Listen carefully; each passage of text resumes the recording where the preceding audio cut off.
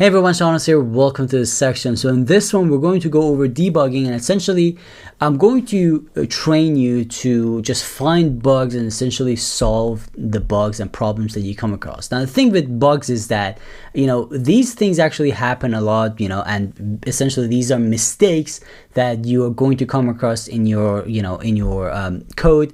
And when you actually work with code so much, no matter how advanced or good of a programmer you are, you will make mistakes, and sometimes really embarrassing ones. But it's just the nature of the work, and really there is nothing wrong with it. It's just you have to have the skills to actually solve these and understand the problem and solve them. And that's what we're going to talk about in this section. So in this section, my goal is to just kind of teach you a little bit about kind of different bugs that you can come across, and at the same time, kind of give you a practice on each situation to solve these problems, so you become a better programmer, understand them, and you can fix your code pretty quickly. So let's get started, and let's talk about a few ways that you can debug your code, and the situations that you come across when you actually can create bugs and how to solve them.